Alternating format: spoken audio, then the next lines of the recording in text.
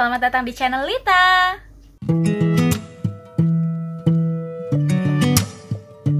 Buat teman-teman yang baru pertama kali mampir di channel ini, gue minta support dari kalian ya dengan cara klik tombol like, komen di bawah, dan juga subscribe.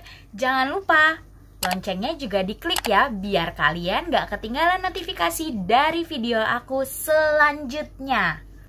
Oke, tanpa panjang kali lebar, kita langsung aja ke topik intinya. Di video kali ini, aku bakal ajak teman-teman semua untuk belajar lebih jauh lagi tentang MAH. MAH bisa diartikan sebagai radang lambung ataupun tukak lambung. Terjadi karena lambungnya terserang, di mana efek daripada MAH ini bisa menyebabkan rasa sakit, mulas, juga mual. Nah, sebelum kita lanjut, kita harus tahu dulu ya, jenis MAH itu ada berapa. Pada umumnya, jenis MAH itu ada dua kategori. Yang pertama adalah MAH kategori untuk akut. Yang kedua adalah MAH kategori untuk kronis. Sebelum kita lanjut panjang kali lebar mengulas si MAH ini, kita harus tahu dulu nih perbedaan antara akut dan kronis. Buat teman-teman yang udah tahu jawabannya, boleh dong bantu komen di bawah ya. Dan penyakit MAH juga bisa dikategorikan menjadi 4 kategori tingkat keparahan. Yang pertama adalah MAH ringan, yang kedua MAH sedang, yang ketiga MAH kronis, dan yang keempat kanker. MAH kategori ringan ini biasanya paling sering dihadapi oleh setiap orang, yaitu bila dilakukan pemeriksaan akan terlihat dengan kadar asam yang tinggi pada lambungnya. Sedangkan MAH kategori sedang biasanya sudah ditandai dengan gejala seperti nyeri, mual, muntah. Dan MAH kronis adalah MAH yang jelas intensitasnya sudah jauh lebih parah dibandingkan dengan MAH sedang. Sedangkan untuk kanker pada lambung biasanya terjadi karena mikroorganisme yang merugikan pada lambung tersebut.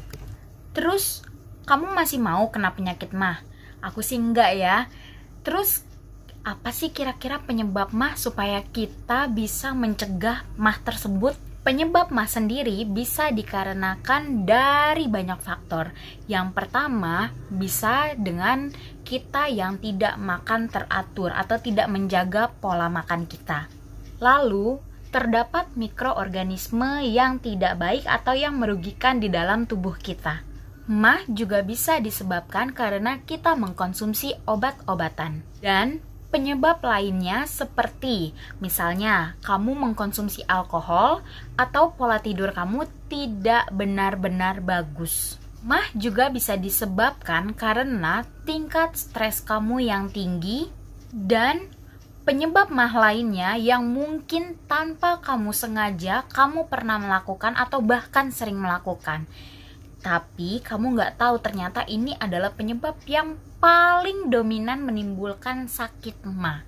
Penyebab MAH yang berikutnya adalah semisalnya kamu tidak makan di jam makan yang sesuai, lalu kamu merasakan lapar, tapi pada saat kamu ingin makan, kamu makan bisa 2 kali lipat daripada porsinya. Itu bisa menyebabkan MAH datang ke lambung kamu. Kalau tadi kita udah belajar tentang penyebab daripada sakit MAH, sekarang kita juga harus tahu nih, gejala-gejala dari penyakit MAH itu apa aja. Gejala dari sakit MAH yang pertama adalah nyeri atau sakit pada saat buang air. Yang kedua dan sudah pasti adalah mual dan muntah. Lalu gejala yang lainnya adalah perut terasa kembung dan sering merasa lapar sama suka bersendawa. Sekarang kita masuk ke pengobatan terapi daripada penyakit MAH ya. Pada dasarnya MAH itu bisa disembuhkan, tapi tidak benar-benar total apabila si penderita masih saja bandel dan tidak makan secara teratur. Lalu tadi kita udah belajar tentang MAH itu apa.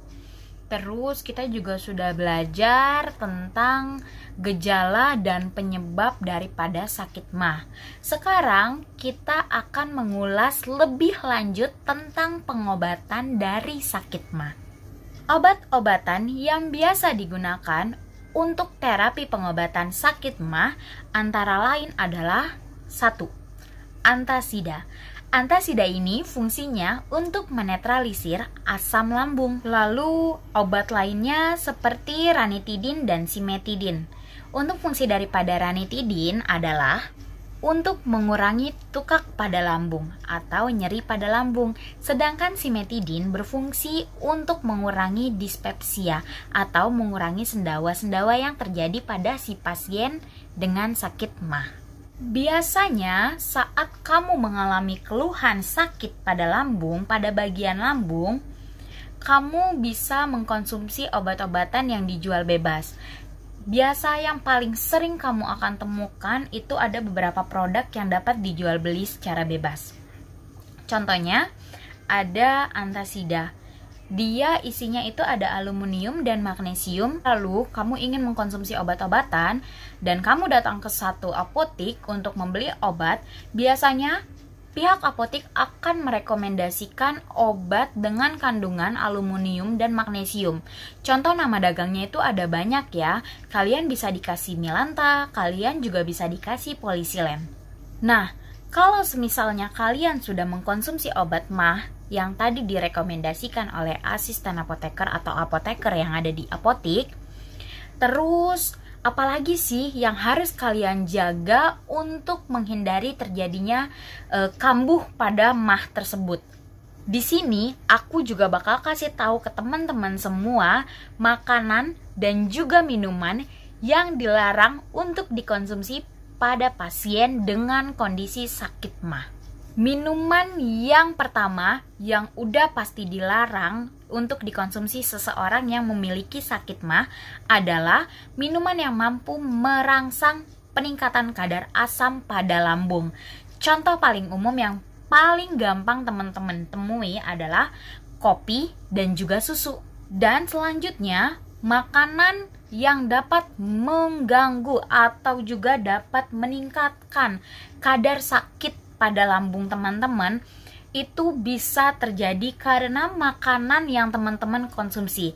Makanan apa aja? Yang udah pasti makanan yang mengandung pedas atau yang banyak cabainya, lalu makanan dengan merica dan juga makanan dengan kadar asam cuka yang tinggi ya.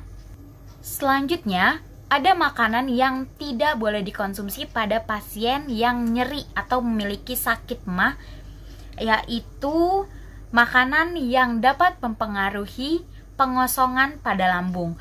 Contoh yang paling gampang untuk kita cari di pasaran adalah keju.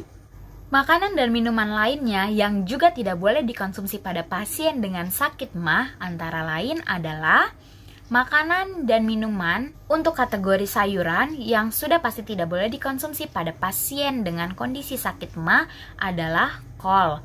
Sedangkan untuk buah-buahan bisa seperti nangka.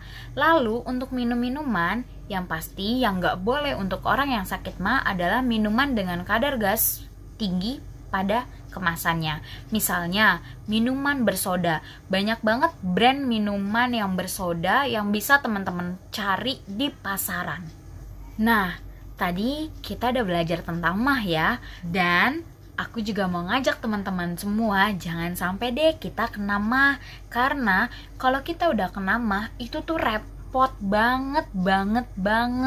Teman-teman harus ngejaga yang namanya pola makan, gaya hidup, sekalipun memang itu tanpa dengan adanya sakit MAH pun wajib ya.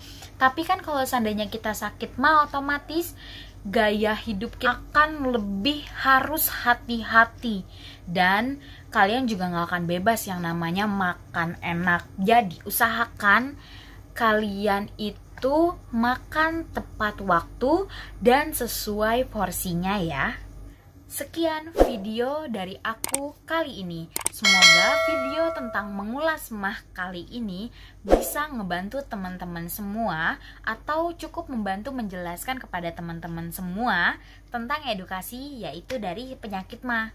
Kalau ada yang mau tanya-tanya tentang seputar MAH, teman-teman boleh komen di bawah ya. Kita discuss bareng di sini. Sekian video dari aku kali ini. Thank you for watching.